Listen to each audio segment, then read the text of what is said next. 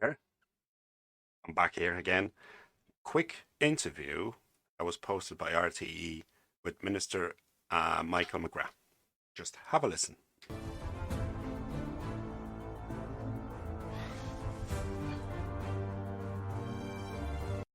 The costs will be high, but these are costs that we have to meet. It is the right thing to do. Much depends on the nature and the cost of the accommodation that is provided. So, up to a certain level of the capacity of our system, it will be provided initially in hotels, and of course, there is a certain amount of cost associated with that. But it is the case that for about 10,000 refugees to cater for all of their needs over the course of a full year. The cost is of the order of 4 to 500 million euro. But we do anticipate that many of the refugees coming here will want to work, and there are employment opportunities in the Irish economy now, and many others will want to return home as soon as it is safe to do so. So any estimates are just that. They are based on certain assumptions. So there will be significant costs, but there's also a high degree of uncertainty. We simply don't know how many refugees will come here, how long they'll stay, how many will want to work in the Irish economy, and we think that many will. So we will manage these costs.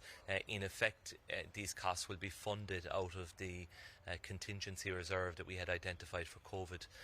But of course, we may need some of that reserve for that. Do we still have money from that? To deal with the effects of COVID over the remainder of this year. So, because of the ongoing war in Ukraine, the refugees are fleeing the country and seeking refuge in other countries like Poland, Slovakia, Moldova, Romania, Germany, Ireland, and so on and so on. So, Irish Refugee Council has the information on their website what to do. So, the quick question: I'm Ukrainian. Do I need visa to enter Ireland? No. Do I don't have a passport? Is it out of date? The Irish government have told airlines to accept. The government issue identity documents not usually acceptable for international travel in EU of national passports, including, for example, national ID cards, birth certificates, internal passport, and expired passports. What will be my status when I arrive? You will receive temporary protection. What is temporary protection? The right to stay in Ireland or another European country for at least a year, and you can work, receive social welfare, healthcare, education, and training. So for the people that are trying to get the medical card, Ukrainians are getting it as a protection status. How do I register for temporary protection? You can do it as arrival in Dublin Airport. You should also be able to apply for a PPSN number or a social welfare payment.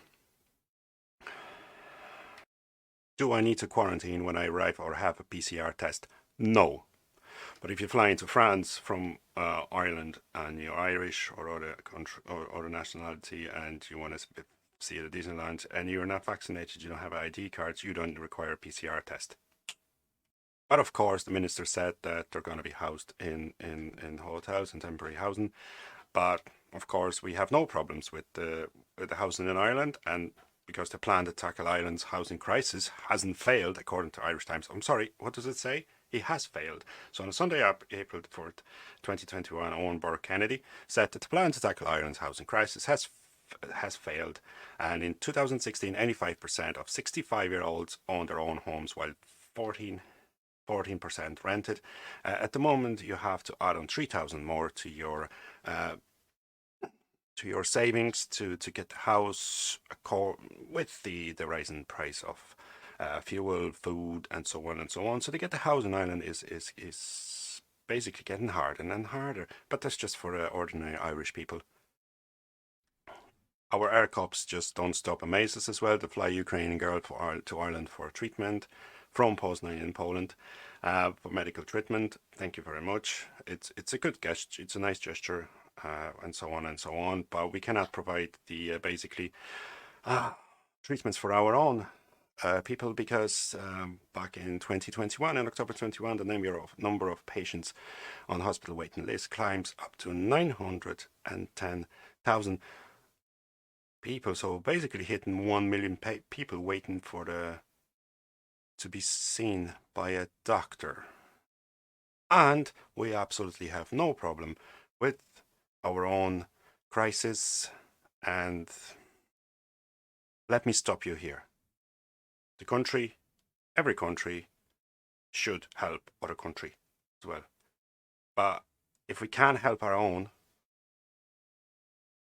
what's happening here? So we're basically abandoning our own problems, and just for the PR purposes, we're creating this asylum for people to come over here to see Ireland as the country that can help people, when we can't help our own people at all. 10,000 people are homeless. Almost 1 million people are waiting on a patients list. The childcare is expensive. To see the doctor is expensive if you don't have medical card, unless, of course. I'm not sorry. War is a bad thing. It's about the ordinary people that are victims, and they are slammed every day. Simple as. War shouldn't happen. But as it's happening, the country needs to help refugees. But there should also be helping their own people. The taxes are being paid for this to be resolved. And if it's not resolved, it's time to change the government. It's time to vote no. If we are able to help other countries, we should be able to help our own people. Thank you.